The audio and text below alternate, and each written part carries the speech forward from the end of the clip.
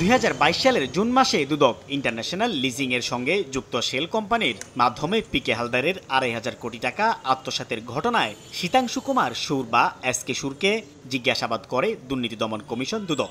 একই বছরের জুলাই মাসে এসকে সুর এবং তার স্ত্রীর অ্যাকাউন্ট জব্দ করার নির্দেশ দেয় এনবিআর। 2023 সালে পরিবারের ব্যাংক লেনদেনের তথ্য চায় দুদক। পরবর্তীকালে পরিবারটির আয়কর নথি জব্দসহ ভ্রমণ ও দেশত্যাগে নিষেধাজ্ঞাও আসে।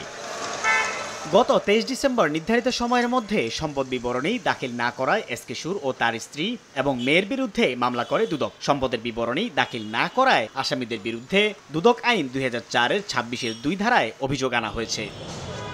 তারই ধারাবাহিকতায় উচ্চ আদালতের আদেশে রোববার বাংলাদেশ ব্যাংকে এসকে সুরের লকার খুলতে আসেন ম্যাজিস্ট্রেট সহ 7 সদস্যের দুদকের টিম। এ সময় দুদকের পরিচালক কাজী সাইমুজ্জামান বলেন, এসকে সুরের বাংলাদেশ ব্যাংকে 3টি লকার ছিল। ইউরো পেয়েছি 55,000, ডলার পেয়েছি 1,69,300 এবং স্বর্ণ পেয়েছি 1,005 গ্রাম এবং এফডিআর পেয়েছি 70 লাখ টাকার। আমরা যা পেয়েছি এবং সেগুলো এই 22 পাতার একটি জব্দ তালিকা তৈরি করেছি এবং আগামীকালকে মাননীয় আদালতে উপস্থাপন করব।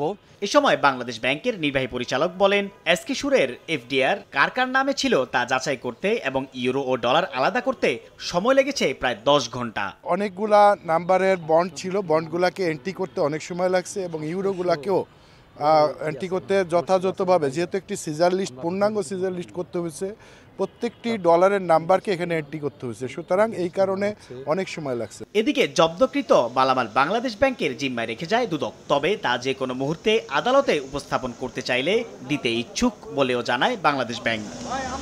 সাইফুল ইসলাম, সময় সংবাদ, ঢাকা।